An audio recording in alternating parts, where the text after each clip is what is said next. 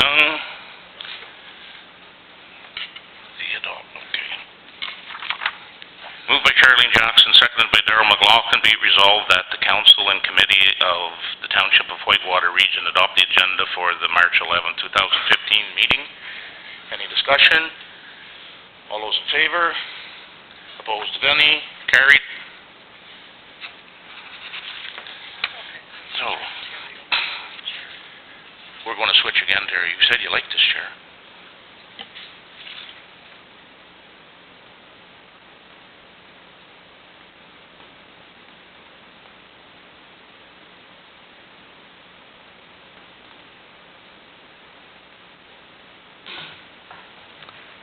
It should be on now.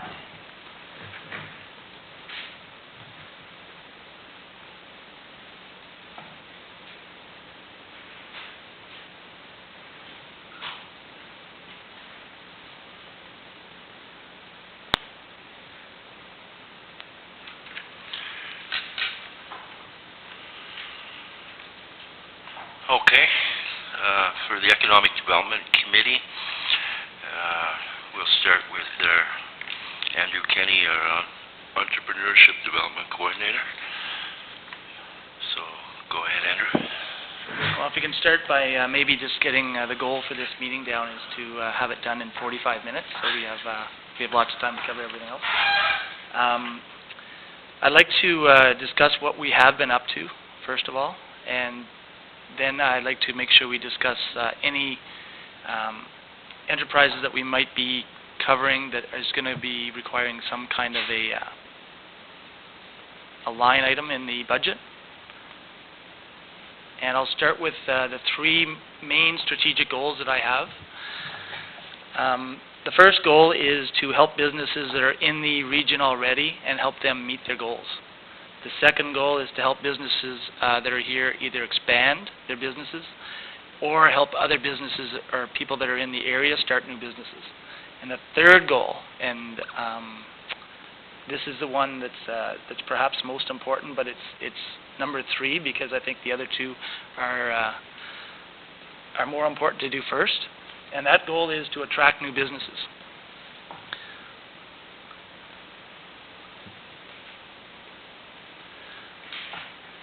To attract new businesses, I'm using the first two goals. That is to help the businesses in the region to create a base so that if a business comes into the area, I can show examples where this township helps businesses more than any other region in Ontario. I've probably dealt with about 100 businesses so far. I've helped in various ways. At the beginning, I had to make my new position, make everybody aware of it. And that's worked out very well. At first, the first month, I would say, I spent a lot of time on the road speaking with businesses. And I can say in the last month, I'm now actually receiving almost daily requests from businesses to help them. And they're very happy with the initiatives that have been started by the previous council. And they like the focus now that's being put on economic development. Can we start with the first item? The first item is New Residents Welcome Package. This is designed to, when a new business comes into the, a new resident comes into the area, I get an automatic notification through the real estate board, and then I find out what day the closing date is, and we send out a package to them that welcome them to the area.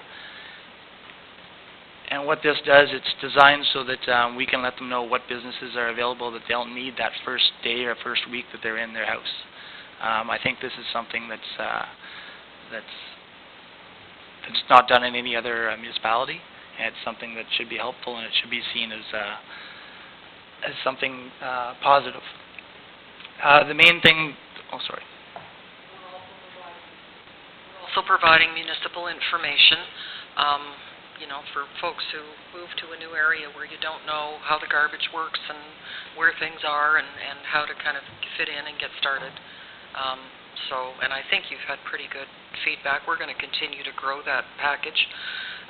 with discount coupons for restaurants and things to entice people into the local businesses. Yes, they get the package that explains when their first recycling is. That's usually the first question when a new resident comes into the area. And it's designed so that that people don't automatically start the habit of just automatically driving somewhere to do all their business to a larger center. It makes sure that they realize that you can get many of the services available right in their local village. Do we have any questions on this initiative? Daryl? I'm just wondering, how do you sort out, Andrew? I realize you get it from the real estate board, but how do you sort out the ones that are already like movements within the township? We don't. That's just, we're hoping that we're doing this for new residents, but in some cases it'll be somebody that moved from one area in Whitewater Region to another. In any case, it's still a positive for them to be recognized. It's basically, I guess, impossible to sort out which ones are new to the region and which ones are. Yeah, I couldn't like find an across. easy way to do that, so I'm just sending out a package to everybody. Okay.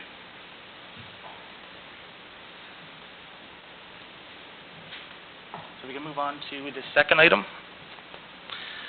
This is a large item. The InfoStation Searchable Online Database. One of my first tasks was to assemble a business directory, and the reason for that is to track my effectiveness as far as increasing the amount of businesses. And once I did that, I realized it might be a futile effort because many of the business directories are done and then they're not used, and they're not useful to very many people. So as I was doing this, I got advice from local people that are in economic development, and they suggested that it would be a very difficult task and there wouldn't be a lot of reward at the end. So we designed a package, or a method, so that we could collect this information, and also it turned into a product which is very useful in all of my other goals in the future. One of the main things is I'll have a list of every business, so if an opportunity comes up, and they cross my desk almost daily now, an opportunity will show up, and I'll be able to pass that information on to the correct people in a business. In the forestry industry, there was a very important notice that came around, and I sent it out to the 3 businesses that I know that it would be important to. And in the future, when the InfoStation is up and running, it'll be a lot easier and it'll be a lot more effective use of my time. Because almost daily I'm asked for information, and I'm asked to pass information on.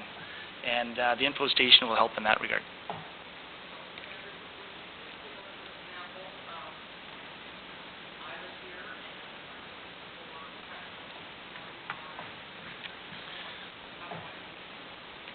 Well, a normal directory, what would happen is you would just guess which business might help you, and then you would look for that business by name. The way we do it, it's a database, and businesses are able to put in their products and their services. And if someone is looking for a service or a product, they type in the word, and then they're given suggestions to all the businesses just in Whitewater Region that have that product or service. I can give you an example. If you were to look for a gun boot, if it's a hunting season and you're a wife and you're buying your husband a present, you would put in the word gun boot. And if a business in Whitewater Region used the word gun boot in their product list, then their business would show up. At this point, does anybody know where you would buy a gun boot in Whitewater Region?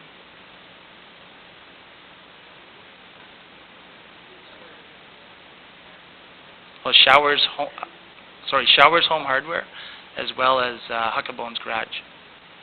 And this is the method that's used so that the people don't automatically go to a larger center, to a big box store.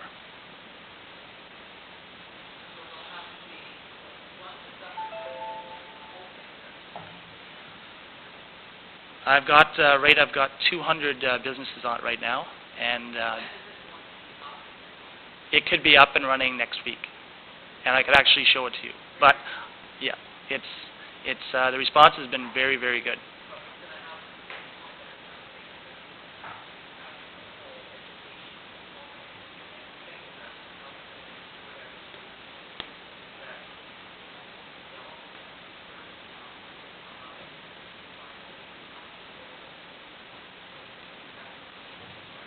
Just recently, Bonnie Helferty she's offered to have me as a guest speaker. She has a business dinner annually. She usually has it in March, but this year she's running late. So I'll be helping her with that, and we'll be going not just Cobden-wide, but we'll be going Whitewater-wide. And we'll be using that. There's a lot of learning to come along with this new project, so there'll be a lot of education at that dinner.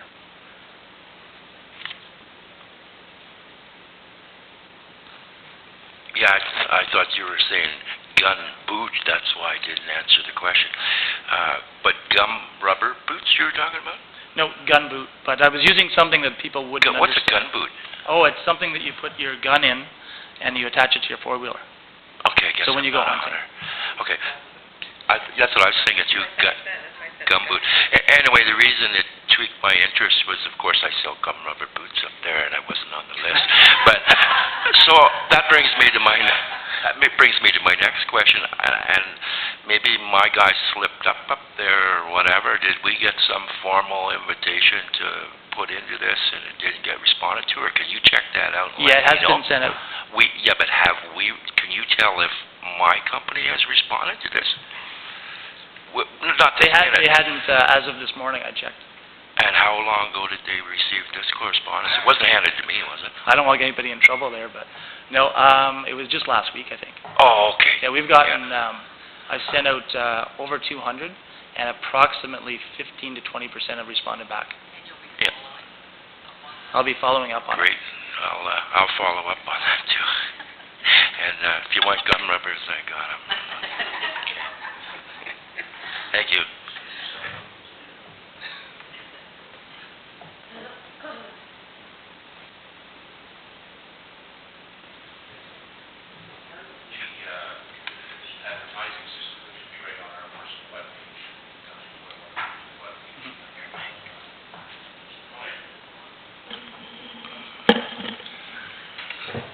We can use our own webpage, and we have a, what do you call it,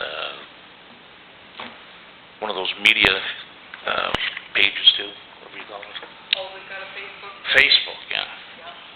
We could have it on that. That would be pretty quick word of mouth. There's a lot of people do look at that every day or every second day. That's an extra. There's all kinds of...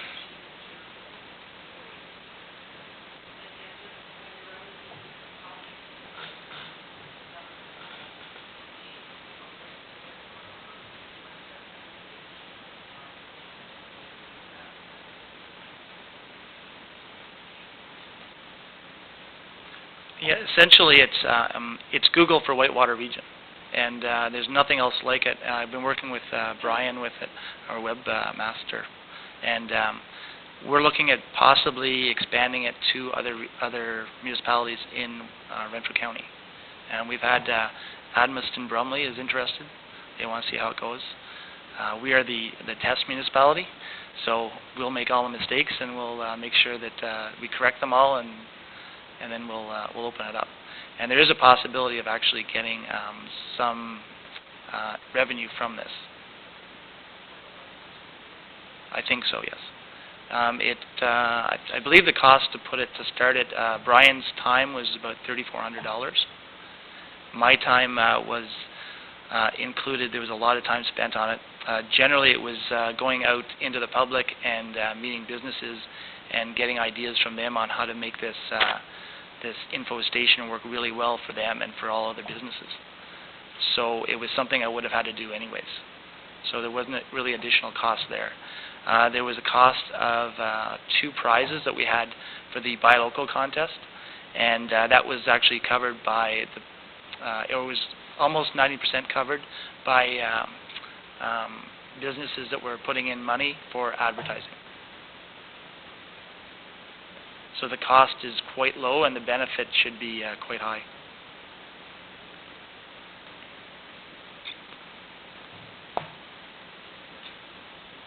So we can move on to website management. This has been put on hold simply because we've got Brian working very hard at the info station. I have plans to update the section for economic development. Today, I believe there was circulated a letter that was explaining how well business was satisfied with one of our employees, and that's the kind of thing that I want to put on this website to make sure businesses realize that Whitewater Region will go above and beyond what a lot of other regions will to help our businesses. And I'll be looking for more examples to put on the website. But until we have Brian finish the info station, that's on hold. Is there any questions on management?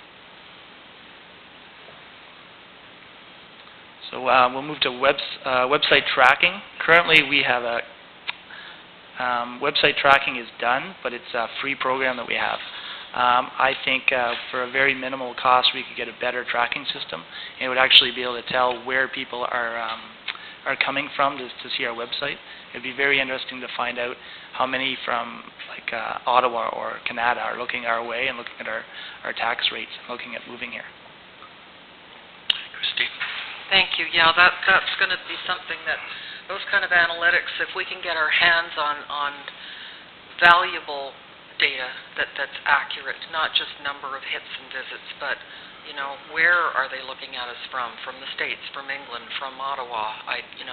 What are they looking at, so that we can tailor how we present our ECDEV information to the people, to what it is they're curious to find out, and proactively seek them out. I mean, you and I have had conversations. Part of your profile is going to be, Canada, IT. Go and steal them. Bring them home to Whitewater. They can do their business here. So, but we need to know who's looking at us. Absolutely. The current system we have, it just tells us what country they're in. So we'll have, it'll tell us that 85% of the hits are from Canada, and that's not really useful. But I believe there's better analytic programs that would cost something like $15 to $20 a month that would give us much more detailed information. Is there any questions on the website tracking? So we'll move on to, oh, sorry. Yeah, this also could be used by people that are on our site, or that you have on our site, to spearhead their marketing. And so I can see that this would be something that we can have a membership fee to, and generate some money, to generate some more improvement, to generate everything that we need. If we're going to be the world leader, we might as well be the world leader.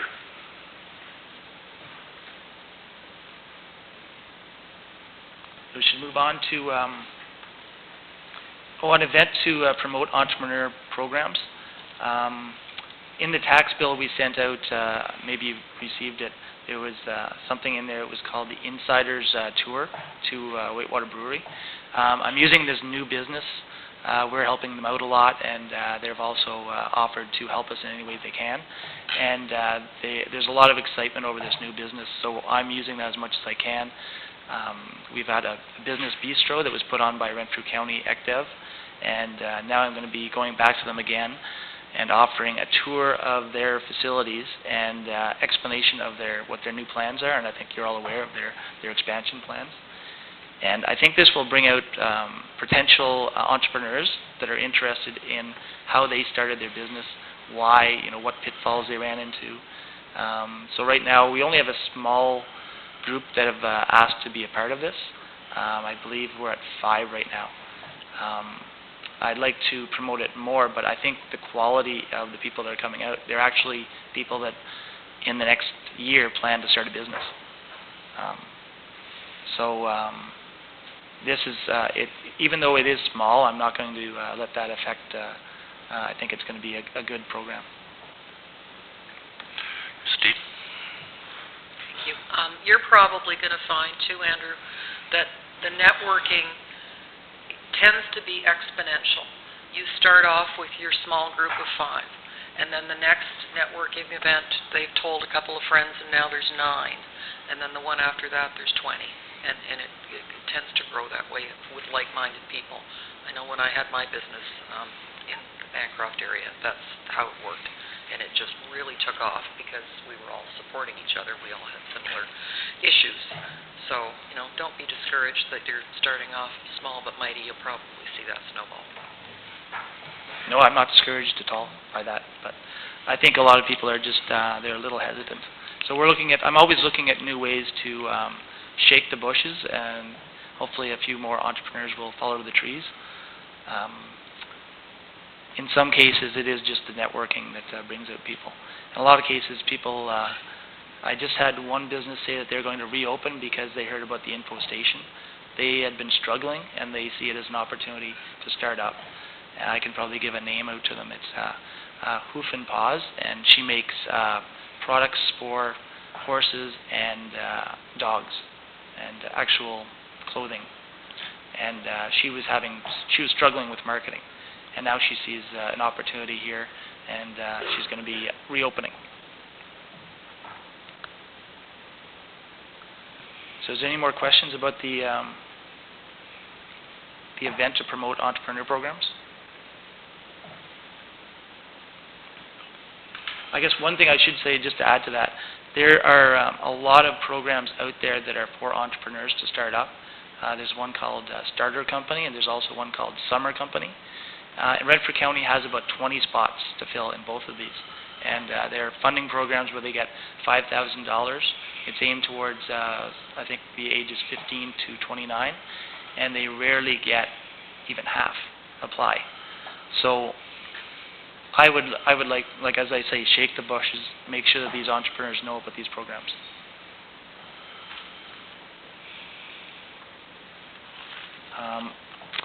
The next item would be renting Westmeath office space. I deal with a lot of businesses every day, and I'm constantly looking for someone to take over this asset to rent for their business. It would be a huge savings for the township and the taxpayers. Currently, we've had 2 people that are interested, and neither one has panned into someone that's actually going to rent it.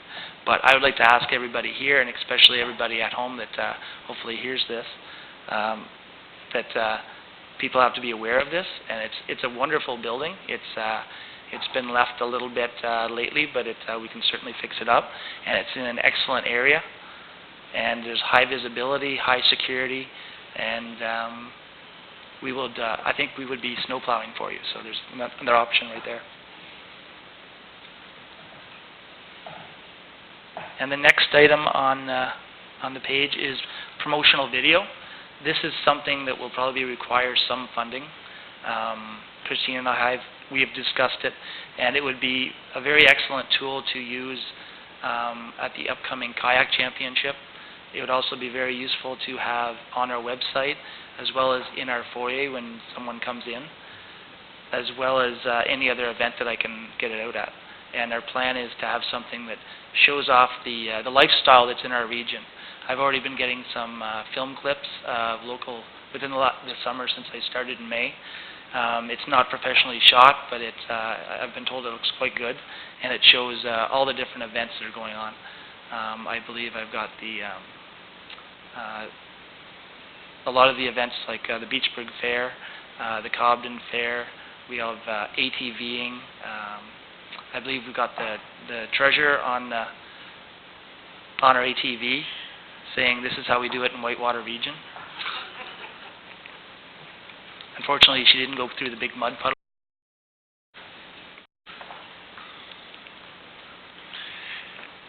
Councillor Jackson? I just have a question. Have you approached Algonquin College in Pembroke at all to see if you could partner with them? If there is students that are taking a program up at Algonquin College that are interested in doing that as a project or something like that, I think it might be useful. That's an excellent idea. I have approached them. I know Jamie Bramberger, and I've approached him just with an email. That was several months ago. You'll definitely have to follow up with Jamie and schedule an appointment if you want to talk to him. And I also have we've talked with Cam Dubé, and he's the head of Borca. Hey, Christine? Thank you. We're just a natural for a beautiful 5-minute promotional video with, think of the fields of sunflowers and the view from the lookout and all the adventure sport activities, etc. A bucolic field with horses nibbling on the grass, and it's just the visual potential is huge for not much money. And Andrew and I did discuss having a loop that runs in our lobby. Anybody who comes in, they're immediately engaged. They can, see some of the things that we have to offer. Local people might even see things they had forgotten about or didn't think about going to the newly rebuilt lookout, that they remember falling apart and now it's all renewed and refreshed. And that is a terrific idea about Algonquin College, and so we'll work on partnering. But those opportunities, and we could have it accessible through our website. Trade shows, Renfrew County, their ECDEV department go to all the major cottage shows, etc. We could have this thing running on a laptop at a cottage show where thousands of people who may never have even heard of Whitewater Region are exposed to it. So I think that's really got legs, that idea.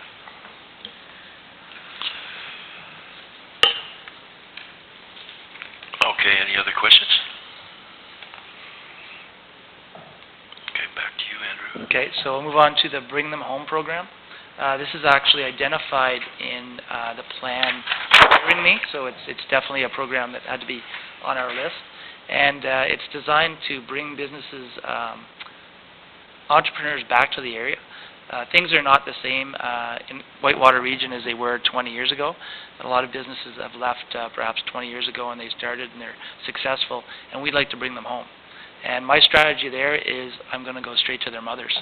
And I'm going to have their mothers say, well, we want to see our grandchildren more often. Why don't you bring your business back here? And we've got some excellent, right now we've got possibly the best internet connections in Eastern Ontario. We're very fortunate that we had 2 builds done in Whitewater Region. It's one on Grant Settlement Road and one right down the center of our industrial park. We're also, if no one's aware of this, we actually have a major feed coming across from Quebec, the Cogeco fiber optic cable. It comes up in La Paz. I was not aware of this, but we're going to make sure that other businesses are. So businesses will be able to come here and they'll be able to run their empire from Whitewater Region. Things have changed a lot, and the internet is where it's at right now. So it's one of the most important things that a business is looking at right now is the high-speed internet. And I think we have been lacking in that up until just recently. So I'm very lucky that came along. So is there any questions on Bring Them Home program? By way of background, the whole idea for that sprang out of Warden Peter Emall's Economic Development Summit that he had, the first one, for Renfrew County. And that was a year ago, September. And Reeve Rathwell at the time and I attended. And their guest speaker was a fellow named Rick Spence, who is a reporter for the National Post. And the whole theme was entrepreneurship. And his whole idea was get out there and use whatever you have to entice people back, to bring entrepreneurs back to your community. And that's really where this whole idea, actually that was the whole idea for me looking for funding to hire you. So that's where that sprang out of Peter's Economic Development Summit. So it worked, and I've told him that story, and he's very happy that you're on board.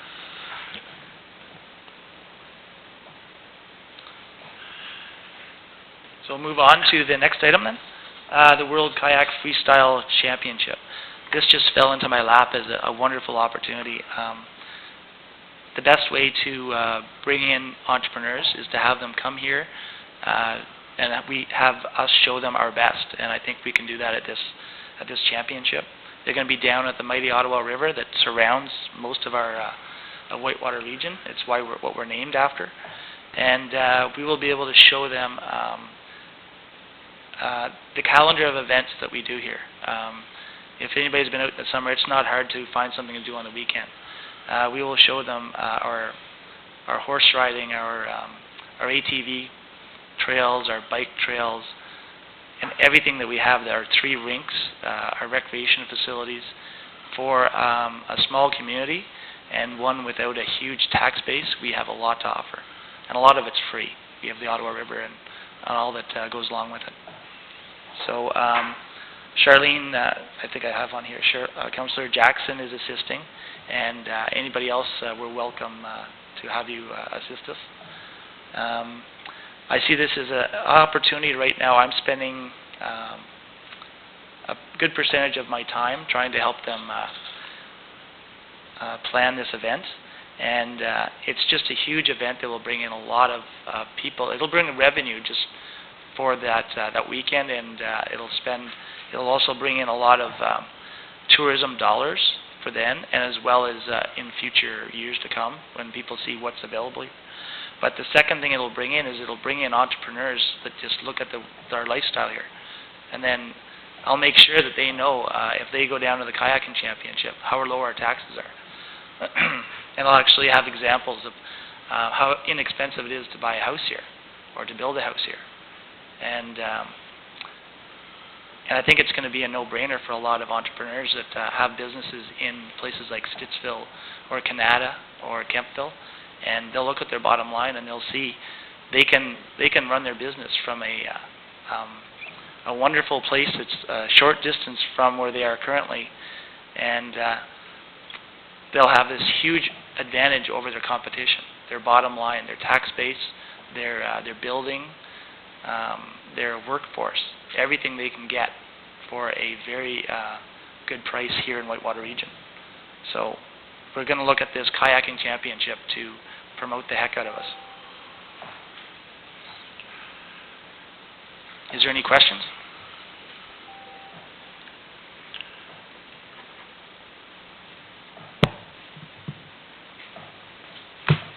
So we'll move on to Cogeco billboard agreement. This is something that was brought up at the last meeting. I should have had a note in there to explain it better. This is another opportunity that fell into my lap, and I was very happy to see it. Cogeco have 2 builds in our region, and both of them, they're required by EORN to pay money towards actually advertising them. So they approached all the municipalities that they have these builds in, and I think I probably cooperated with them the most. We will be the only ones, I believe, out of the 13 builds that they did that will actually be receiving these billboards. The other money will be going towards internet advertising, which may be effective, but will be included under that as well. Christine? Thank you. And you and I have a bit of research to do yet regarding pricing, etc. And then there will be a bylaw with the agreement that you looked at before coming to the March 25th meeting with new details. So now we can move on to the industrial park. And I'll just a brief summary there. We're working very hard to make that into a profitable enterprise. In the last 40 years, it hasn't been. So we'll be doing something new there to do that. And you'll be receiving a report, I believe, in April on that. So if you can move to cell phone service before the Worlds, we had Eric Belchamber in, and so I won't discuss that too much. Just to add, I spoke with Eric after I spoke with him here, and he's brought it to the officials that will decide, and it looks positive that we could get a cell on wheels for that weekend. I don't have the confirmation yet, though, but I will be following up with him regularly. And now we can move to Enbridge Gas. This is something that's been pointed out by some businesses they brought to my attention, and they've asked for my assistance. I believe as little as 2 years ago, Enbridge Gas was actually offering incentives for people to hook up to gas. I received a $400 rebate, I think, from Lowe's hardware store for hooking up to gas. And they've done a complete reversal, and it's caught a lot of businesses by surprise. New business that is hoping for natural gas hookup at a reasonable time for a reasonable price, they're not getting that. They're getting very high prices to hook up their Enbridge gas, and they're giving very, very long waits. So I've talked with about 7 businesses that have actually they've had to deal with the issues, and they've had to deal with a 1.5 year wait. They've been given, I believe, the quotes for installing gas to their property was $70,000, $15,000 in this range. So I've identified that as a huge stumbling block to any business that comes in and they need natural gas. And just for one example is the Whitewater Brewing Company. They know that there's a gas line right in their front yard of the but they didn't realize the issues that might come into it. So if they were all of a sudden expecting to be up and running at a certain date, and then they get a year-long delay, it would certainly derail their project. So I made them aware of that, and have given them very good examples of what could happen. I also have a plan. I won't go into the plan now. We just simply don't have time. I have 2 plans to come up with a strategy that will help businesses get gas at a reasonable price and a reasonable time.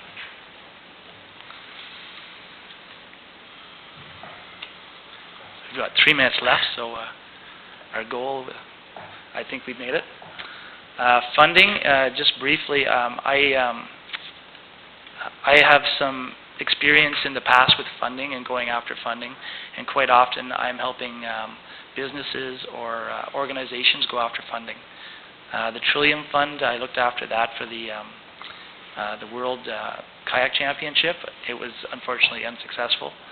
Kayla's Kids, I will be helping them with the RBC program.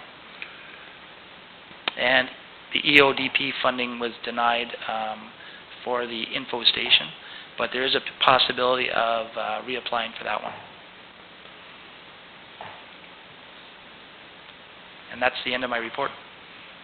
Okay, thanks, Andrew. Is there any questions for Andrew at this point?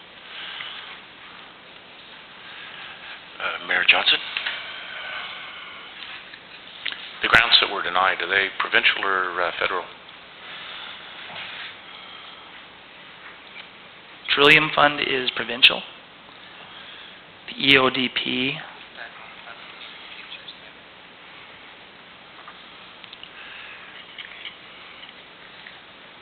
anybody else? Hal again? No, we're good. Okay, we're going to move on here. Andrew, I want to thank you on behalf of everybody. I think you're doing an excellent job. You certainly got a lot on the go. And keep up the good work, and we're going to move on here.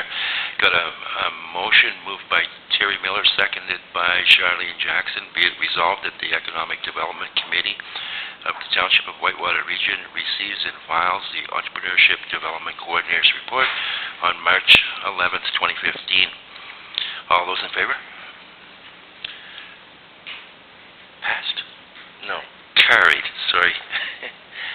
Okay, next. Yeah. If I'd read it. Yeah. So now what, just give the chair back? Nope. We've got number 2. Number 2, where am I? Over there on your agenda. Yeah. Oh, right.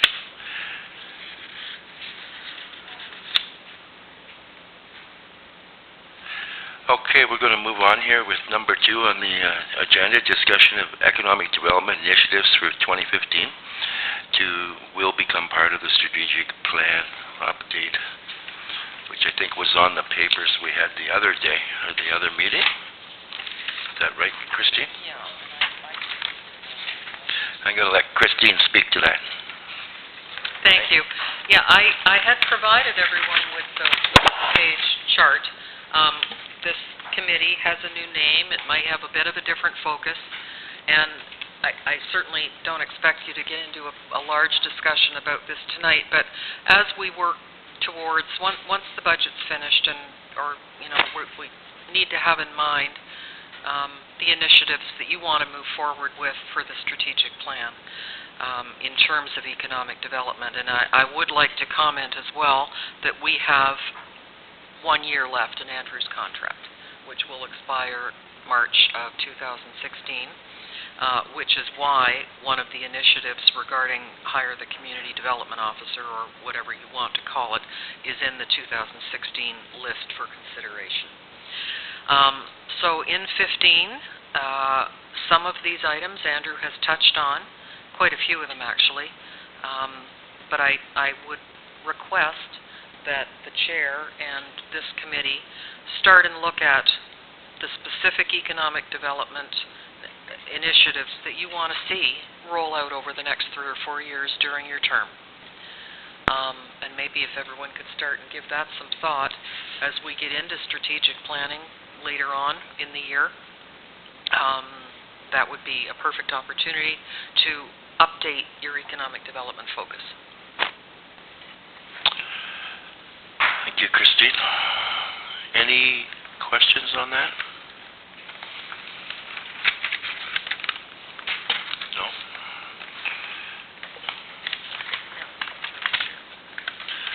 Okay, I'm going to turn the chair back over to our Mayor Johnson.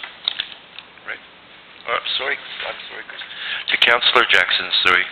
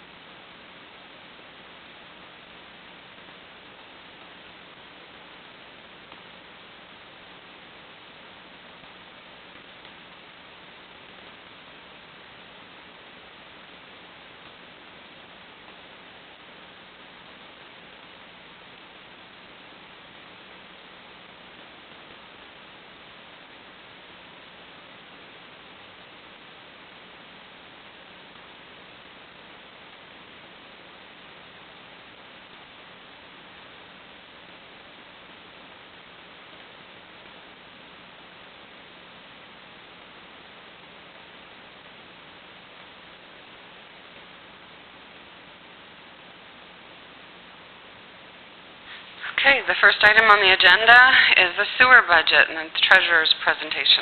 Go ahead, Marcia.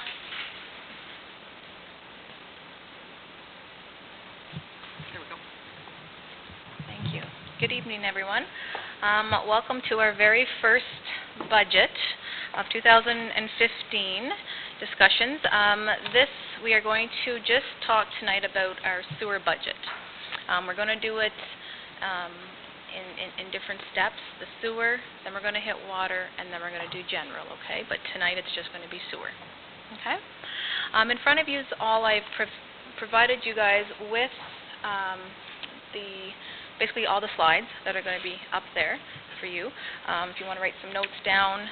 Also as well as I have gave you all the proposed options A to D as to what we're going to talk about in the budget with just different colors. So I'll tell you what colors that you need to look at as we proceed. Now, feel free to make me suggestions as we go along. This is my first budget, so hopefully we can get through this. Okay. So what we've done was just a 2014 summary recap for you all.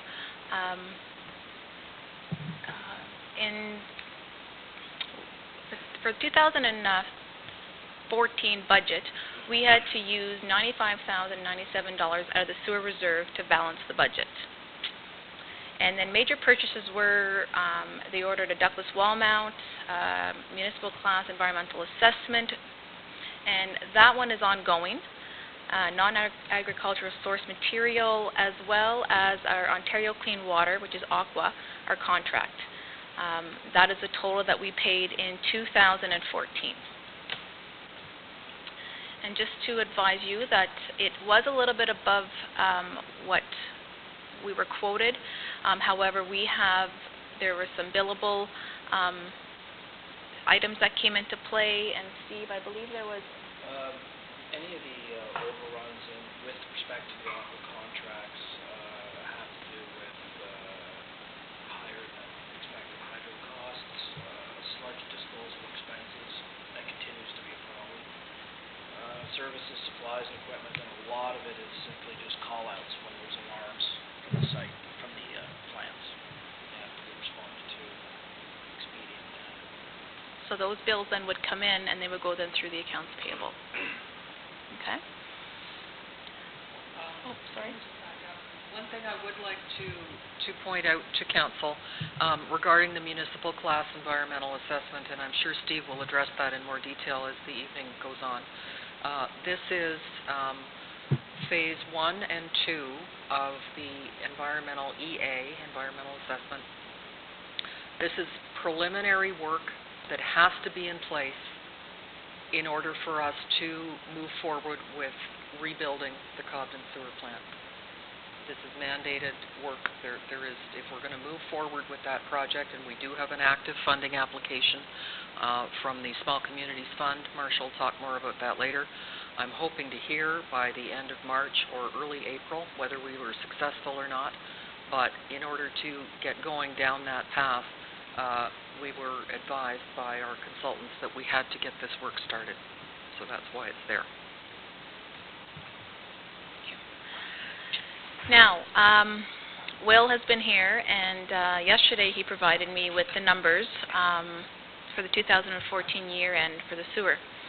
And sewer had a deficit going into 2014 of $41,978.28, a surplus of just a little over $32,000, which at the end of 2014 year, the sewer system had a deficit of $9,872.90.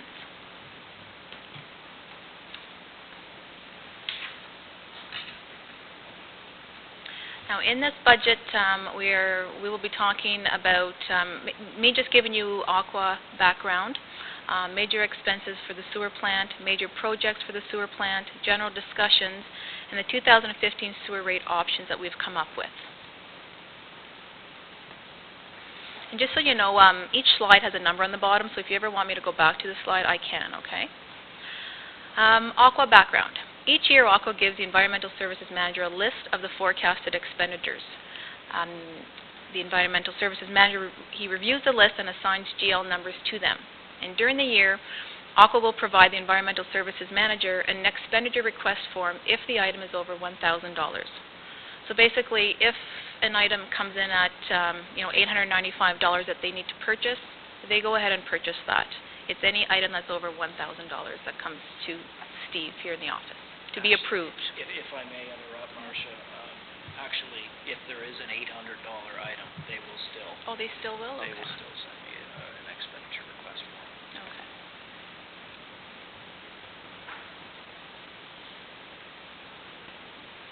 Now, talk about the major expenses for 2015. Under equipment repair and maintenance, we have a budget figure in there of $15,000. And that would consist of the sludge holding tank pump, the chlorination pump, flow measurement, phosphorus removal, and the electrical control panels at the sewer plant. These items came from what Aqua supplied to Steve as what they thought these repairs were in their budget. Now, under the sewer miscellaneous, we have an $80,000 budget amount. And that would consist of inspect and flush 20% of the system, video 20% of the system, Emergency repairs estimate due to aging infrastructure. Those three things above, those three things that I just stated, those are from Aqua as well as their recommendations. The other two are from us. The Love Street, we will need to look at that, as well as continuation of Phase 1 and Phase 2 of the municipal class environmental assessment for the wastewater treatment plant. And that is what Christine was just talking about, that if we are successful in acquiring the funding from the Small Communities Fund in the amount of $6 million, we will need to carry out these phases regardless. So we kept that on the budget as a necessity. We feel that it should be done. Now, major projects for the sewer are, actually is the Cast in Place project for the Highway 17 sewer lines. Now, we know that Council has already approved us to go ahead with that project. Just to give everybody a little bit of a summary on that, it's why we have to do it is because there was old asbestos cement pipes. They were showing numerous deficiencies in various locations.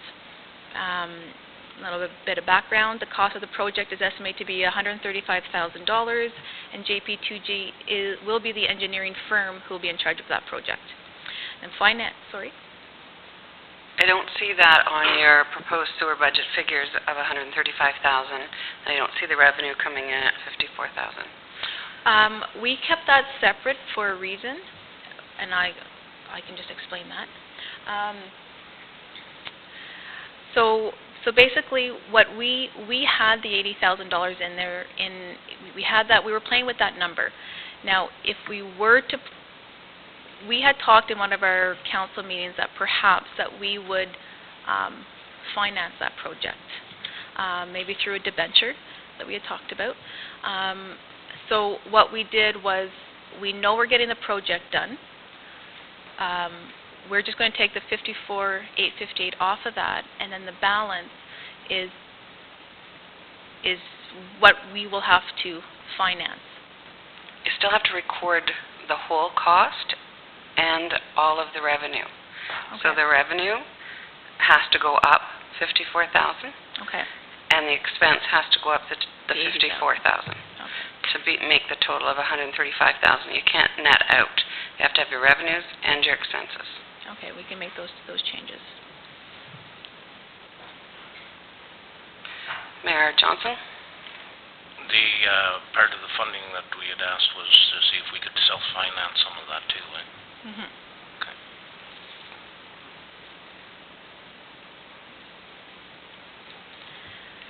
Now, originally, we had set aside approximately $7,900 in the sewer draft budget for salaries and benefits for the environmental services manager, but we deleted that out of the proposed draft. And then originally we had $25,000 to put aside into reserves. Again, we deleted that out of the proposed draft. Can I ask where the salary for the environmental services manager is coming out of then? Okay. Is it all just coming out of waste management? Should it not be Well, what spread across? Well, what Steve does is he allocates a certain percentage to landfill, the waters, industrial parks now, and sewer. So what we did was, since it was a small amount to help out the sewer budget, we were just going to take that amount then and break it up into all the other ones. Yeah, just allocate it to a different one. So what you're doing then is you're funding that part of the salary by the general tax rate instead of by the sewer users. I would suggest that you put it back in, because the sewer is a user pay, Okay. and it should be paying for what it's getting. And until such time everybody sits down and realizes what it's actually costing, we're not going to have $95,000 a year out of reserves to give them every year. And if that's going to keep on going up, last year there was a deficit of $41,000. This year only a deficit of $9,000, but or almost $10,000. But you have to keep what it's costing. He does do work for that, so it needs to be there, because at some point, like the other areas, water shouldn't be offsetting the cost for the sewer. the parks and everybody else shouldn't be offsetting the cost of what it's costing us for Steve to look after the sewer projects. Yeah, and it does get difficult when Steve does that because he really doesn't know how much time he spends into each department. So he just, I believe it was 2%, you put that, 2.5% was that number that we came up with. So, but does he really spend 2.5% of his time? Probably, or no. Like, it's really hard to say, but we can certainly put it back in, and we'll do it that way. Absolutely.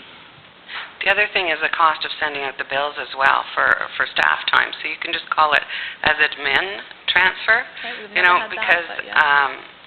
you also have staff doing the water bills. It's water and sewer together, is it not, when Cobden gets sent? So it's a portion of that. So I would recommend that as well at whatever percentage. They go out quarterly, does it take a day? Is it, it's a small percentage, but there's a certain number of staff that do it, your time, staff time, to mail it, your postage, all of that should be included. Christine? Thank you. I certainly agree that we really need to reflect the true cost of running a sanitary sewer plant in Cobden. And as we get further along and work through more numbers, that case will become abundantly clear.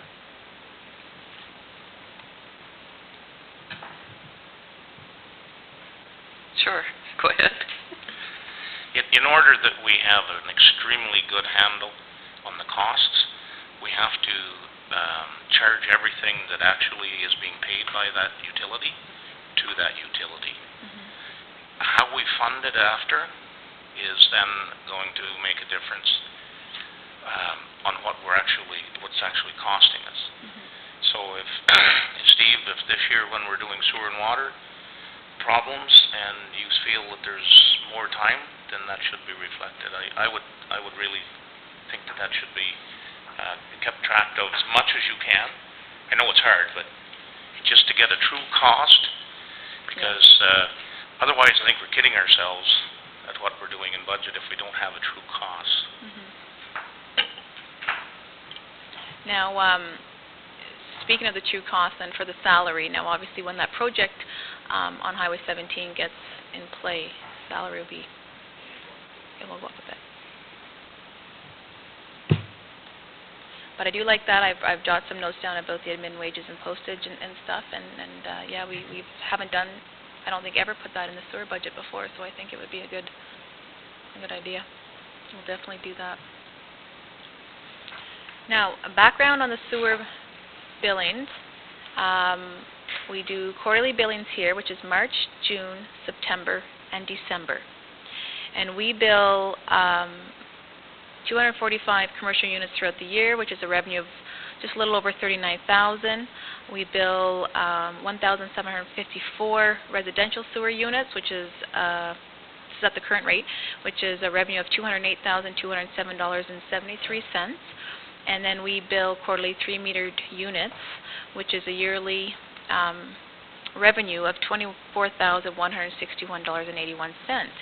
So the number right there, the $272,140, that is the sewer revenue for 2014. Just to be clear, so it's $62 quarterly for 245 commercial users and $439, or what do you mean by the $439? Number of units, sorry. So what is what was the 2014 rates? The 2014 sewer rates? Yes.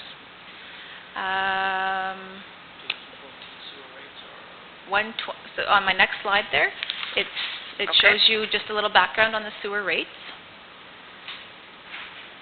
So in 2014, the sewer rate was $125.80 quarterly. What does this mean by 5% increase from initial? So what I've done is I've just showed you all from just a little bit of a background on previous year's rates. So 2004, all the way up to 2014. And basically from 2005 to 2011, there was no rate change at all. So they continued at $103.50 all the way up to 2012 when we did our first rate increase from a long time. So, and that was an increase of 4.32% over the $103.50, which brought that rate up to $107.97 quarterly. So it just shows you then that we've gone up. With respect to 2014, Chair, I think that's what you're referring to. In June, to balance the budget in 2014, we raised sewer another 5% For the last two billings. for the last 2 billings. Even after the budget was originally passed, No, this was No, during the budget. during budget time. So the first 2 quarters were billed at $119.81, and the second 2 quarters That's right. at $125.80. That's right.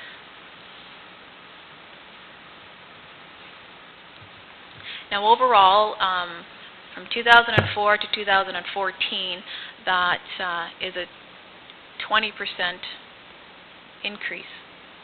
But really, that increase really only started from 2012 to 2014. It's a 20% increase. Christine? Thank you. So those 7 years from 2005 to 2011 have snowballed into the numbers that you're about to see. That there was no, and that the chickens have come home.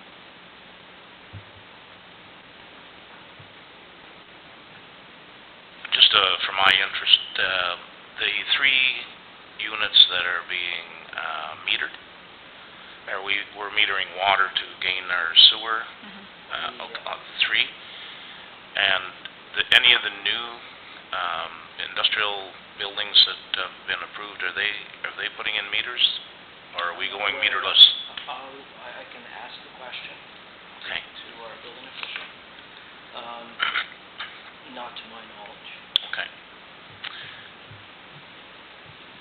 We have had, thank you, we have had the discussion a number of times with the previous council about water meters, and again, coming into play with sewer because of volume tracking.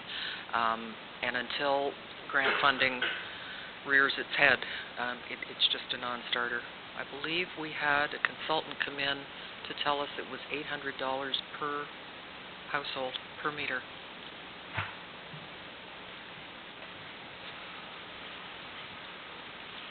Just on that subject, again, we can start with having new building, install water meters in their permits. We could do it that way, and that will help us. Not a lot, but it will help us. Or we can not do that and do industrial. Just a thought. Mayor Johnson, do you mean for commercial, or do you mean for residential as well? I mean for new Any construction. Any? Both. Then there's quite a cost to transfer over to new meters. I experienced that in the town of Arnprior, unfortunately, while I was there, and it caused havoc to everybody, staff, as well as the people trying to understand it. They did have water meters, however, that were very old, and they replaced it with new water meters.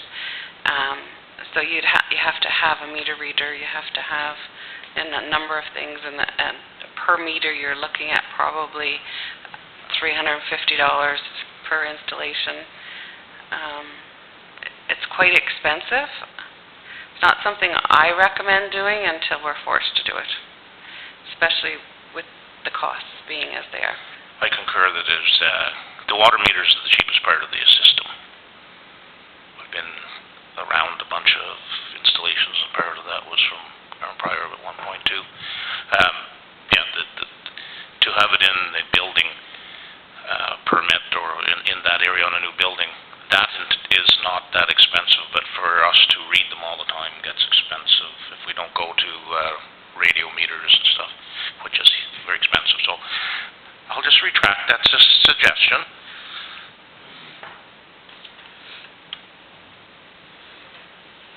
Okay. So I just provided you here with the current quarterly sewer rates, just for your knowledge. But we also provided you with the bylaw. So you'll have a copy of the bylaw, just with the rates and what the description of each of those, of what they consider a multi-residential, so forth, okay? Just for your records. Now, we do have a sewer debenture that is in place, and it is over a 20-year period, and the debenture total originally was $120,090.98, and that's with a rate of 3.59%. So for 2015, we have to pay back $8,467.46 of that debenture. And at the end of 2015, what's owing on the debenture is $102,383.40.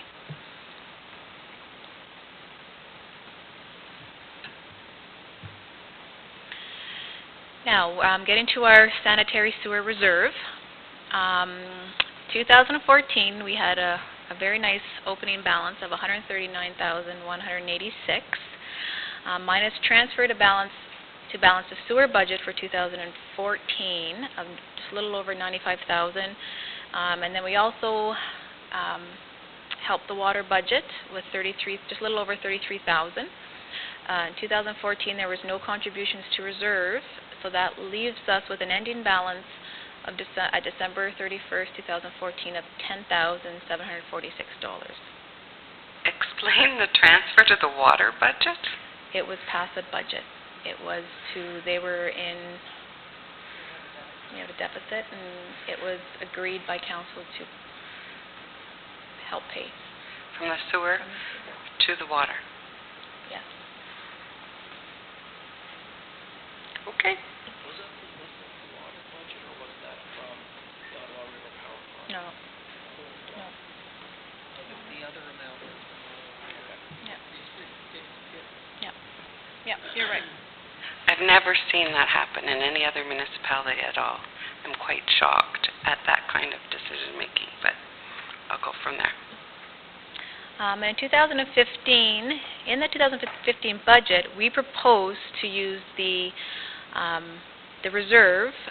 We proposed to take out $9,872.90, basically to balance the sewer deficit. And then that will leave a balance of $873.10 in the reserve. Now, this is just a suggestion. It basically cleans it out, and in the budget, we don't have the proposed budget right now. We don't have anything being contributed either for 2015. Okay, so. Can I ask a question? Has the water or the sewer ever had a study done by Gary Scanlon or that comes with the costing of the user rates and how they should increase over the years and all of that? I think that was probably done 2010, 2011 from the increase. Okay. And that was from Watson and Associates. Yeah. Thanks. Christine?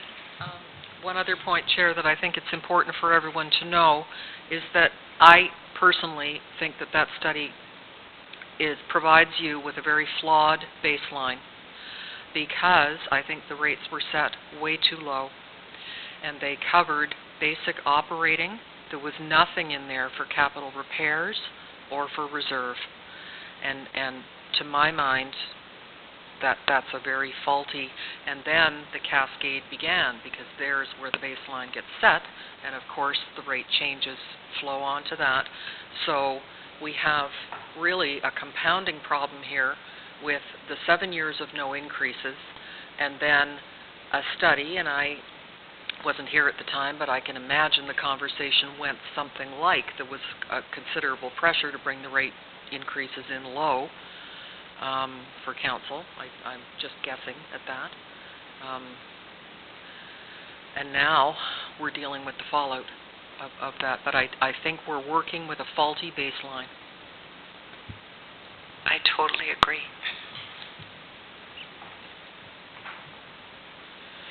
Now, the next couple slides here, they're going to be showing you how we came up with our numbers. So the first one, if you can grab your pink sheet, okay? Now I know as of right now it's going to change a little bit, but just for tonight's purposes, because we will be adding then Steve's wages in there and then some admin wages that we'll come up with and the postage amount, okay? So that will change, as well as the the $80,000 for the cast in place project. Now, so what I've done was I've just given you guys just a quick brief kind of slideshow here on what we received the first bill in 2015. So in the bottom number, we received $68,248.41 for the first bill in 2015. Okay, so basically how I got on the pink sheet, if you look up on the revenue, the user bill charges, I just took that number times 4 because then we would be billing that quarterly. Okay. So on my next slide, just to sum that up for you, the proposed revenue, the proposed expenses, and that would leave us a shortfall of $103,499.56. And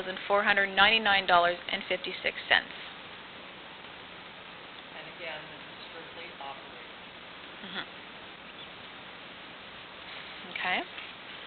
So then so that's just keeping the rates the same, okay? Now, we've done, if you want to grab your yellow sheets, what we have done was increase those rates right across the board at 5%. Oh, sorry, yeah? To slide 15, I take $68,248.41 multiplied by 4, Yeah? and I get $272,993.64. Yeah, 270. So $272,993.64, not $282. So it'd be a shortfall of $113. You got 272 if you look. If I take $68,248.41 Times 4. times 4, Yeah. but you're on Oh, on my option slide, on your slide number 16. Oh, yes, sorry, yes. And the reason why I did that is because we've brought in we proposed to bring in the reserve. Yes. That's the $9,000. Yes. Okay. Thank you. That's where I got those numbers. So I'm kind of doing the same as prior years, that we're going to use what the sales were, or the billing was, with that transfer from reserves, if we're going to use it, and that would give us our final revenue of $282. So that's kind of what I went by. Okay, and then having said that, that leaves us with a shortfall of $103,499.56. That's rates staying the same. Okay.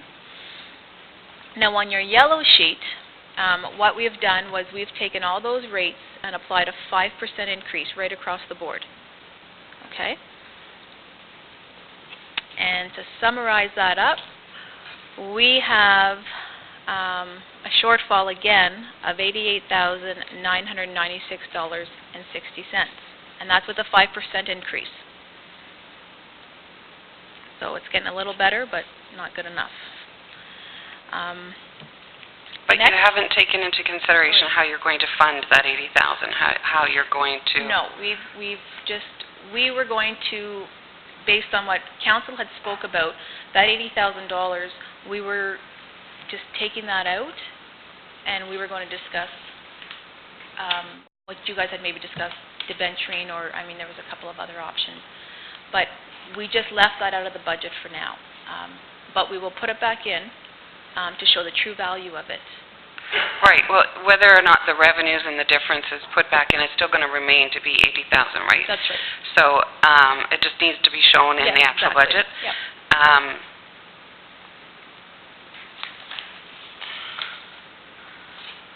Okay. Okay, so the blue sheet is our option B, which is an increase of 10% right across the board. Okay, so all the rates have changed to 10%, up 10%. That number of 75,072 at the bottom, you just do that times 4, and that will give you the user bill charges user billing charges. And then that will leave us with, again, with the expenses that are on your sheets right now, a shortfall of $75,347.88. That's on your blue sheet at that 10%, option B. Okay? And we kind of just went up by 5% increments just to give council an idea as to what we really do need to, you know, increase these rates in order to help. So if you look at your option C sheet, which is the orange paper, we've increased those rates right across the board at 15%. Okay? So in summary, we are in a shortfall again of $61,695.24.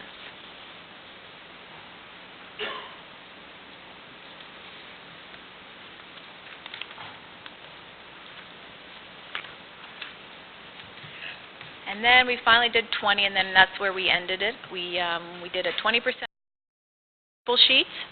You'll see option D. Okay, so our revenue has increased to $81,898, but again, still not enough, and we're going to have a shortfall of $48,046.52. So we wanted to give council, you know, the big picture as to what is needed in revenue in order to... Before anyone falls out of their chair looking at that 20% number, we took my water bill and had a look at it, and that's $100 a year on my residential in total. So that doesn't sound quite as drastic as a 20% increase. Mayor Johnson? When you say water bill, is that your combined sewer and water bill? Sorry, she just meant her sewer bill. Yeah, well, it is combined Yeah. on the bill, but we just looked. Okay, so it's $100 a year on the sewer Sewer. loan. And of course, at the rate we're going, there will more than likely be an increase in the water as well. And those two do come to the residents as a combined figure. Did you get any numbers together as far as funding the $80,000 from Infrastructure Ontario? Yes, I've emailed Bob Kean, and he hasn't got back to me yet, but I'm sure he will. Because we'll need those numbers. Yes. Certainly, because that'll change things. You take the $80,000 over, expense out, and you probably put in, maybe $6,000 to $8,000 a year. I don't know, $80,000. If you go 5 years, it's $16,000 a year, plus your interest. Yes. So it would reduce the rate. So what I'm kind of looking at is more like the 15% rather than the 20% when you start looking at it that way, and you're funding. I don't think you'd want to, for $100,000, I don't think you'd want to debenture it for more than 5 years. I mean, you may want to actually look at the figures to see if you can lower that.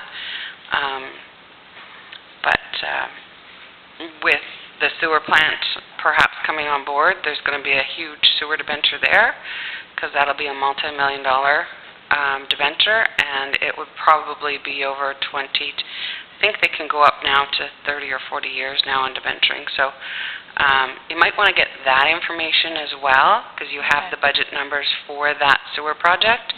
Ask them what it would cost, just so and how many years we can go out, and the interest rate, what those payments might be. And just for kicks and giggles, add it into here to see what the actual impact could be, even though it may not be this year, just so we know. Okay. Because that'll be more reflected for next year. I think it was 25, yeah. He can give you a rate for, you give him the amount of money that Oh, Whitewater yeah. region needs to kick in to the project, and tell him that you want it 20, 25, 30 years, Yeah. and ask him what those, and he'll just send you the sheets. Yep. That would be 3.2 million for our third, Okay. based on the estimate. Mhm. So then, this is just, our very first budget discussion, so if we want to open it up now, if you have any questions, we will obviously make the changes and bring it back to you with those numbers.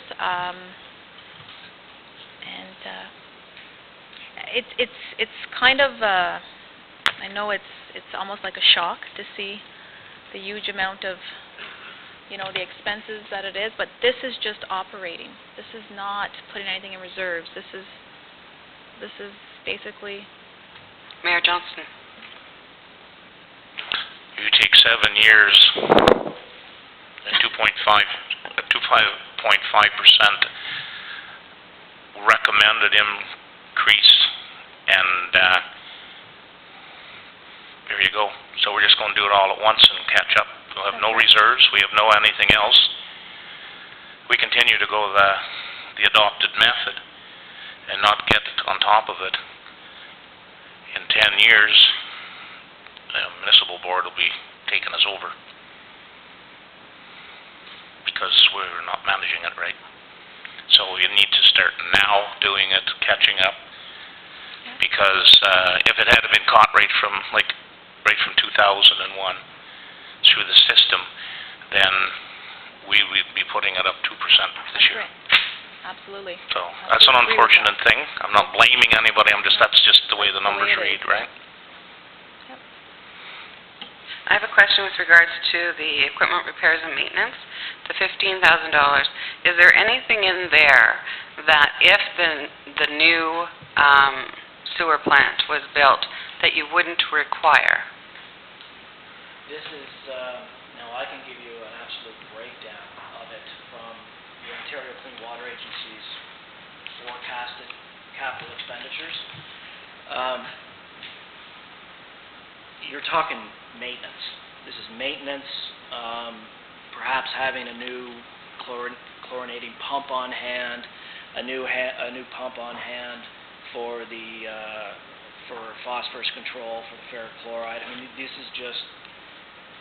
this is what the Ontario Clean Water Agency feels to get through the next year will have to be, and may have to be. Now, they leave an area for surprises, and that's under miscellaneous. They give me their forecasted capital expenditures on top. Now, understand that this is on top of management and operations, because Clean Water Agency doesn't own infrastructure. We own it. So they're coming to us and saying, to get through the next year, these are maintenance items that you should budget for. They may happen, they may not. Some of them will be replaced. So that's the unfortunate part of it, because who knows, in 2 years, 3 years' time, we may be building a new plant. The unfortunate part is we still have to keep going what we have. So, but if you'd like a complete breakdown, I can come to the next budget meeting with that. But I think we all have the message I'd like to get across is keep in mind or be aware that the operations manager who's running our plants is very aware and very sensitive to small municipalities in this boat, which have huge infrastructure problems and no money. So this is bare bones. So there are some things that need to be replaced now, and some things that may need to be replaced in this year. Yeah. May. So that $15,000 at the end of the year, we may have spent 8, or we may have spent 25. Right. Absolutely, because you don't know what else is going to go. Mayor Johnson. Hawklow looks after a lot of different systems that are not dissimilar, and they have resources one to the other.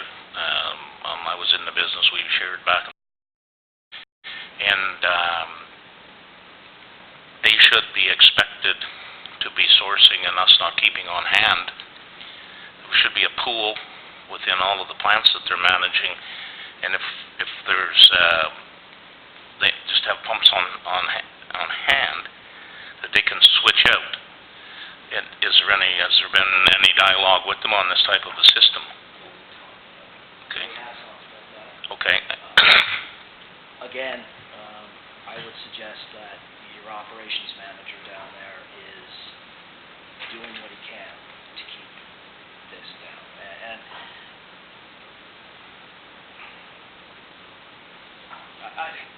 this is just bare bones maintenance.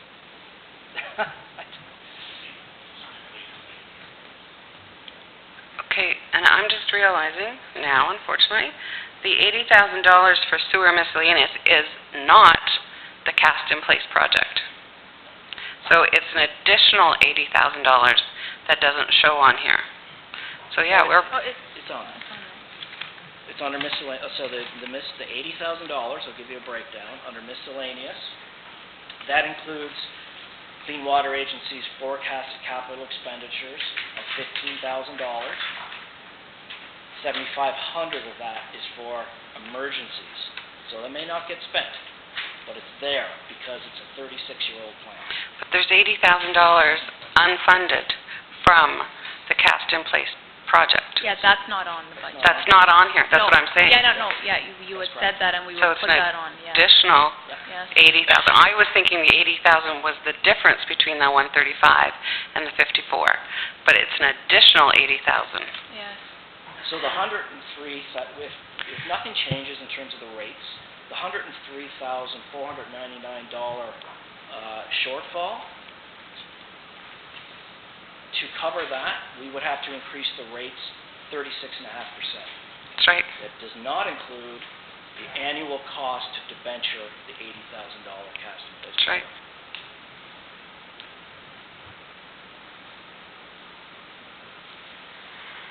Now, I believe this project is going to start when? Well, JP2G will be preparing the tender right now. Hopefully, the tender process can get underway. So I believe I know the debenture that we just received for the solar panel, we had a 6-month grace before the first payment was due, so maybe that, if we did it that way, it wouldn't touch. Again, you're this just year. But deferring yeah, you're just expenses deferring it. from one year to the Yeah. next. Yeah. You're still going to have to pay the piper at some point. But it wouldn't show up though on this budget. It would definitely be on next year's budget, but Right. it wouldn't be on this year's budget. Just depends on when you actually Yeah, get when yeah, the application in and when the schedule is. yeah. But the problem is then it's going to hit next year's budget, and you're still looking at the same overall impact. Councillor McLaughlin. I'm just wondering, like, can we use the shortfall, like, if you went 20%, the shortfall is 48,000? Can we use that and the 80,000 and debenture, use that as a total debenture to balance the budget? No, Has to be for a project. it has to be for a project. Okay, so we still somehow have to come up with the 48,000. It was just a thought. I thought it would ease the pain a little bit, but so it has to go to 36% increase. 36.5% increase to cover the shortfall, not included. Not As if including no that rates 80,000 debenture. That's if no rate was changed. That's if the rate stayed the same as 2014. And at what cost then? What's the dollar value for a person? You said at 20% it's $100. At 30-some%, it's what, $150,000? $150 increase? Well, at 30 it would be. No, 20%. 20 to 30.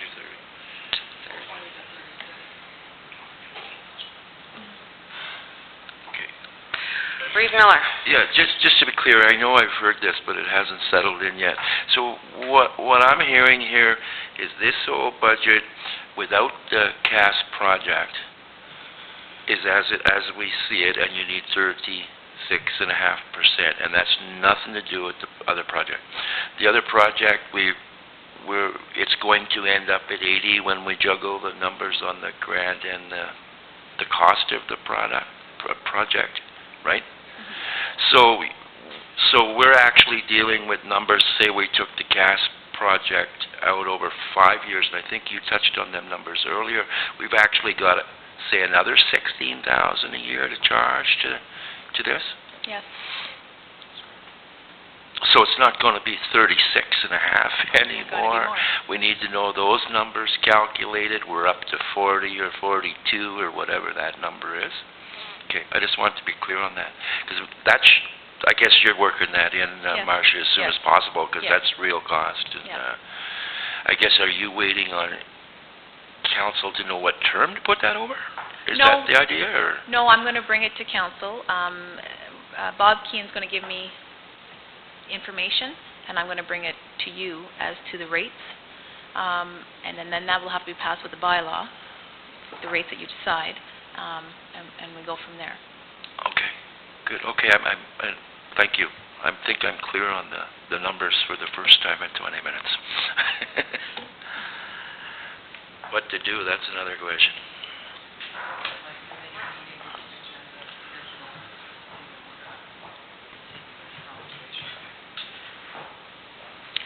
So, I guess then the other question I have is with regards, I was picking on the 15,000, then I turned the page, now I'm picking on the 80,000. Of the 80,000, what is required this year and what is perhaps? I'll break it down for you. 15,000 is Aqua's forecasted capital expenditures, with 7,500 of it being for emergency usage, may not get used. The other 15,000 is for what we call a gusher over here on True Love Street, which is causing a tremendous amount of infiltration, groundwater, and probably surface water, into the sanitary system. Something that should be fixed. With the onset of the Wren subdivision coming on board, I think it's kind of like the cast in place, if we're going to extend the sewer up the highway, fix the cast in place. This project of $15,000, and that's an estimate, is sort of the same. We have a subdivision coming on, it's something we should fix downstream. 50,000 of it is for ongoing consultation fees, all the public meetings, infiltration, flow monitoring in the sewer system to finish out phase 1 and 2 of the municipal class environmental assessment. That's 50,000 of the 80. Wow. That's the break. You have a camera view of that gusher? We have a picture of it. A photo. Who took the picture? I'll have to ask Bill. When we had J.L. Richards in doing some analysis of some of the issues with phase 1 of the Wren subdivision, CCTV work, and we have a photo of the infiltration on a very rainy day. It was a very wet day. Why can't our forces fix that? We could. That would substantially reduce it. Excuse me, Yeah, because we could put that under a whole different scenario of maintenance. That's an estimate provided by the engineer. Exactly, yeah. I think, if I'm not mistaken, I saw the picture and it looks very easily fixed. Once it's just over-determined. Is our staff continuing on with their certification for wastewater and not? So is there anybody that is still qualified to do that? It's the sewer. Yeah. The sewer, the wastewater. You don't have to necessarily hold your license in water to work on sanitary. No, but you have to have a collection, you have to have a wastewater collection certificate to be able to do that. Do you not? I'm not sure about that. I don't think so. In order to do repairs, they have to be inspected by somebody that has, so ALCO can inspect it, our people can repair it. Perfect.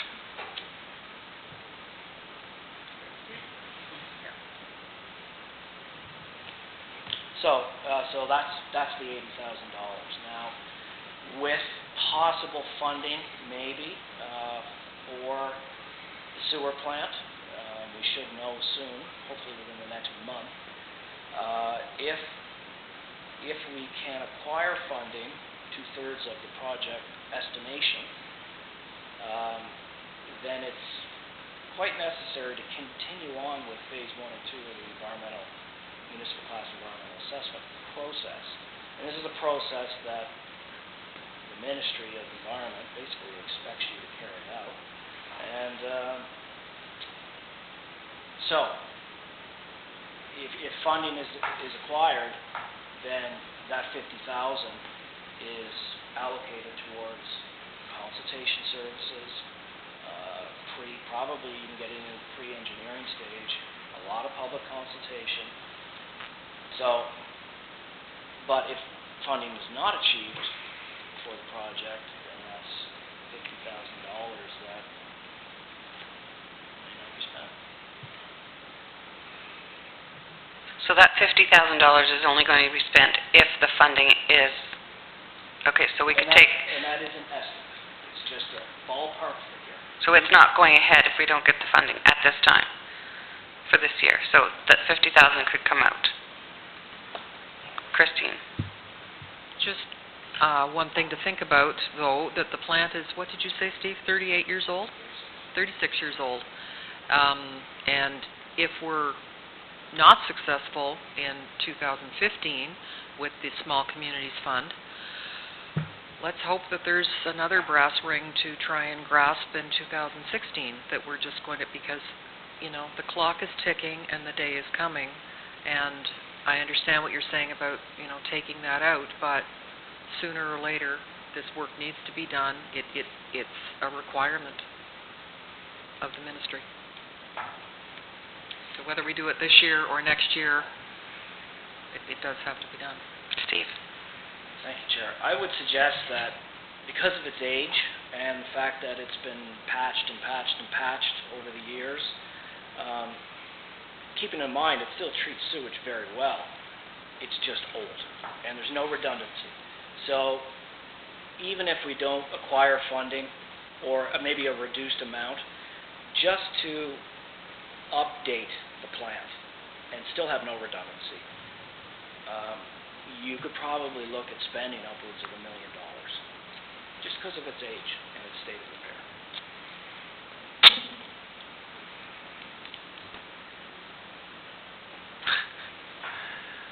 Okay, so what I would recommend is that you go back and you get those numbers from Mr. Keane to see what it is, and then come back with actual how we offset the deficit to balance the budget without transferring any money from the general account. So that has to cover itself. Unfortunately, being our first year of council, these are hard decisions that you have to make, and I think if we continue to fund it over the years, then it's quadrupling every year. It's getting worse. $95,000 this year, or last year, and then still have had a deficit the year before, still have a deficit of $9,000, almost $10,000 to move forward even after funding it out of reserves. We're down to nothing in reserves now.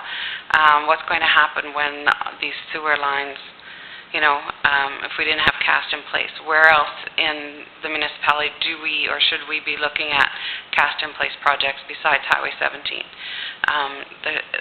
It's an old system, and at some point people have to realize that they have to pay for these systems, unfortunately. Christine?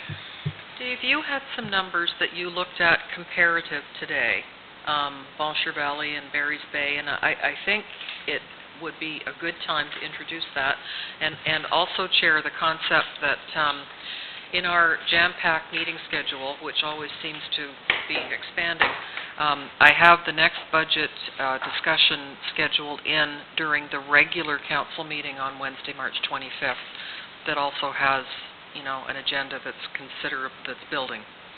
I don't know what else to tell you, that the next meeting is April 1st. We've got a long way to go yet.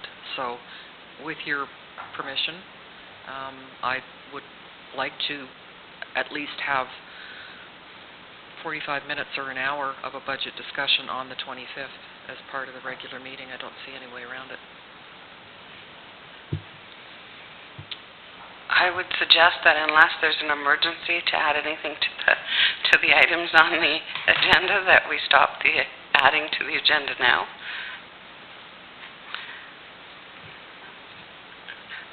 Councillor Regier?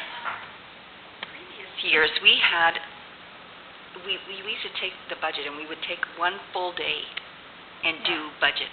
And I'm just wondering if we could, I know it's hard because we all work, we all have jobs, but I'm wondering if we couldn't entertain that, to do that for one day, just to take some pressure off everybody and make a full day of budget.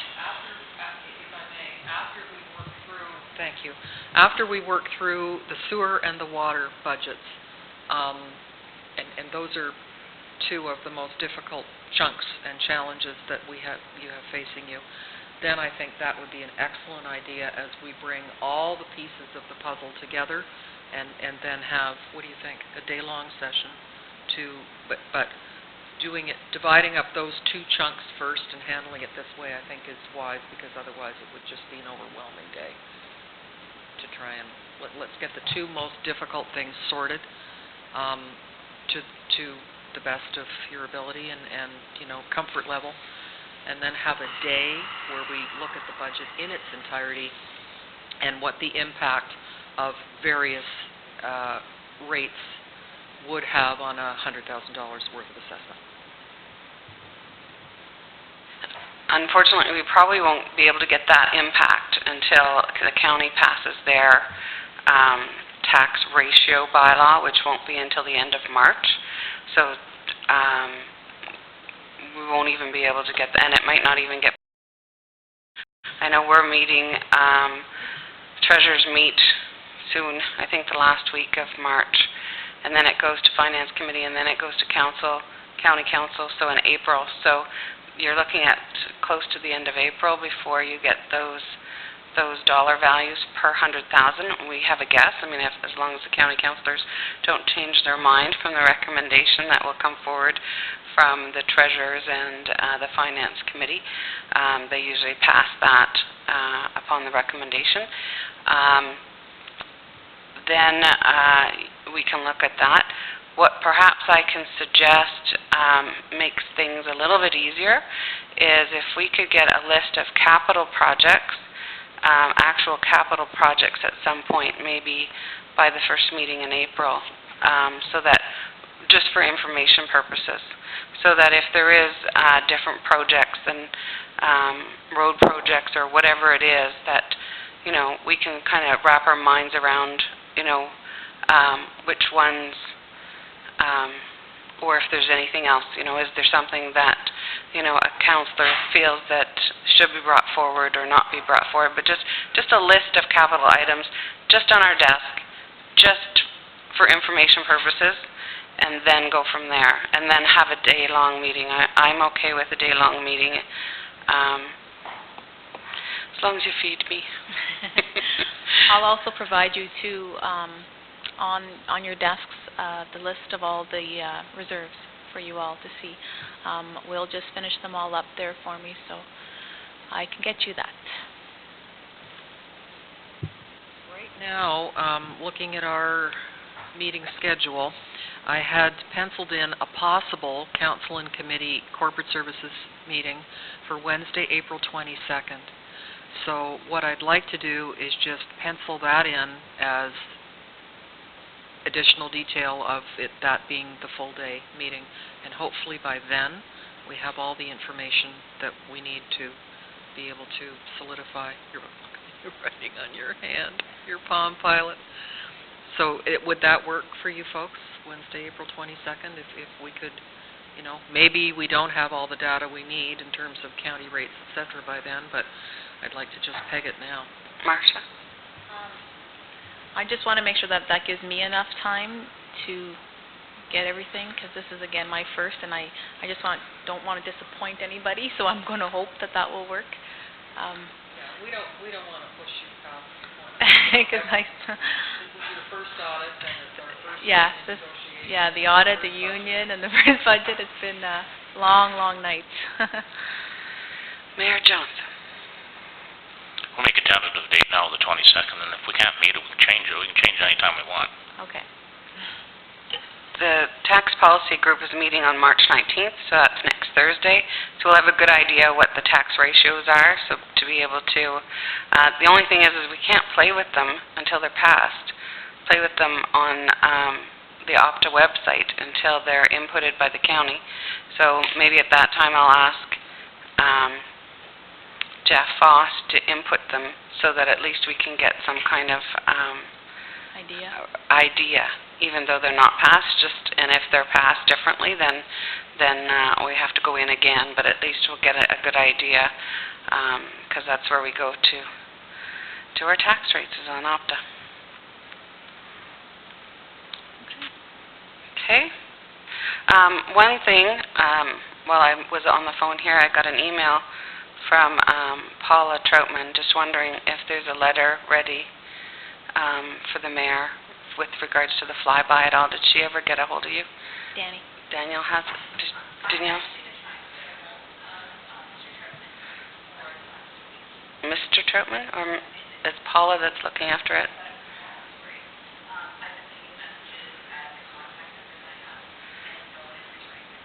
Okay, do you want to give it to me and I can pass it on to her?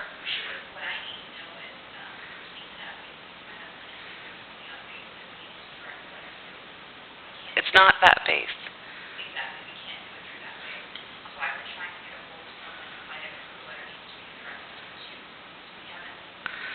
Okay, I'll find out. I'll call her. As I've asked her several times as well. And I don't think she really understands, other than, like, I need an address, even though we may be emailing the actual letter, we still need to have it a formal request on letterhead from the Township of Whitewater Region is what she's wanting, so we need the formal letter, and unfortunately, she doesn't understand that, but I will talk to her. From previous experience, Chair, if you don't get exactly the right name, I know. and it doesn't land on the right desk, it doesn't happen. I know this Major Eric Martinat is going to look after it for us once we get it to him, but should the letter be addressed to him, or are we just sending the email to him and then he's going to hand deliver it to the right person? That is the question that I need answered, and I'm really having difficult time getting her to answer that question. Okay, perfect. I'm not sure if this is helpful or not. I don't know if any of you know Sam Fott, and this is going back at least 12 years, but he had contacts in there and made a flyby with our jets over Compton. I just forget the event. Maybe you guys will remember it. It's some time ago. Possibly he would have the direct connection, because I know it was him that made that happen. Yeah, and it looks like Paula's got a contact, but we just want to make sure that is it being addressed to him, Major Martinat, or is it being addressed to somebody else? He's going to look after it on his end, but we just have to get it there. Okay, you're on. But failing that, we will look you up. So I just want to Marcia. clarify then on the March 24th budget, regular council meeting, the 25th, we will discuss, we'll finish the sewer, bring our materials to you guys again. Yes. We'll spend an hour then on that? Okay. And then And then water. What are we looking at for water then? is that going to be part of the? Yeah, I don't think we'll have time for that. That'll be April 1st. That'll be, April 1st in corporate services. No, because it was moved to the 25th. Yeah, so budget continued is corporate services on April 1st. Okay, so that's where water will be presented. Yes. Is there much else on that day, Christine? because you're probably looking at least an hour and a half for water. I bumped out a couple of things already, hoping to exclusively devote that meeting to budget. Perfect. So we could do water and then we can have the first steps of looking at the big picture of the budget in its entirety. That might be Or I would suggest that we wait for that big picture on the full day, because Marcia's just not going to have time to get that together. If we could get water accomplished, and much like the sewer budget, I'm anticipating that water will probably need to go back and forth with fine tuning and additional information. That's the way it ran in the past, yeah. Yeah, Council would absolutely. suggest stuff, and then we would add it or delete it, or... Well, thank you for that, and Great job. thank you. Yeah, I know. Yeah. Okay, I'm up here. First is over, it's always the first. Okay. The hardest. Can I just ask a question? don't think they've got any better. Yeah, and I don't know where, but this So, project... councillor announcements. Oh, just... Sorry. Sorry. This project, Steve, that you've been talking about on True Love Street, that cannot be spread over, the cost could not be spread over a number of years? That's small, that's $15,000. Well, I thought it was 50,000. 50,000 is, of that 80,000 is devoted to Well, we discussed further, The notice. The notice. phase 1, phase 2 municipal. Okay, then, Yeah, funding is acquired. yeah, no, I was just trying to somehow, Oh, yeah. looking at this $46,000 shortfall.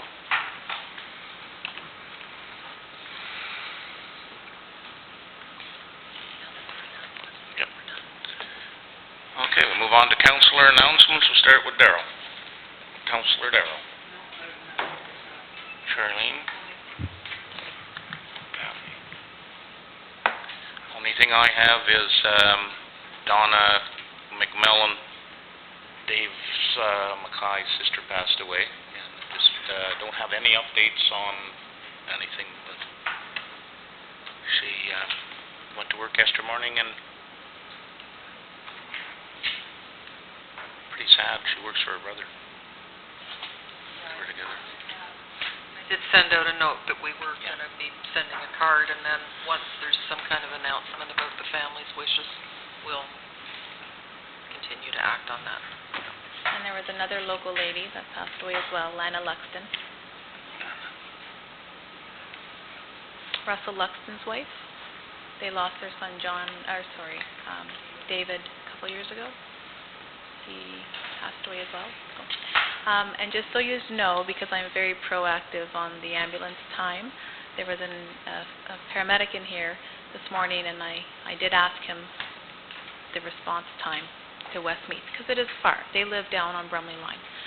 So he didn't have it for me, but he just told me, because he wasn't there that day, but he told me to call Mike Nolan. And I will do that, because I'm very proactive in making sure that all of our taxpayers are safe and get the help that they need on a much quicker basis than people have in the past. I'll get that for you. That comes from Curtis. That does come from Curtis.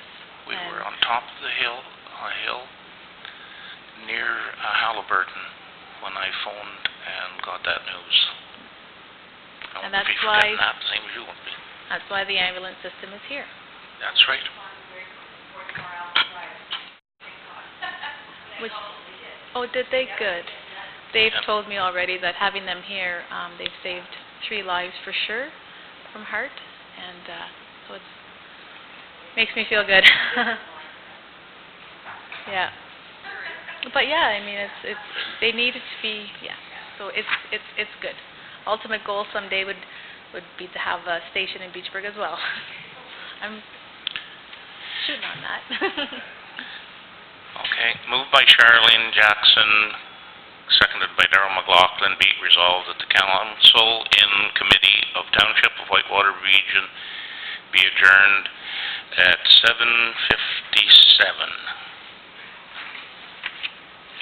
All those in favor? Opposed, if any.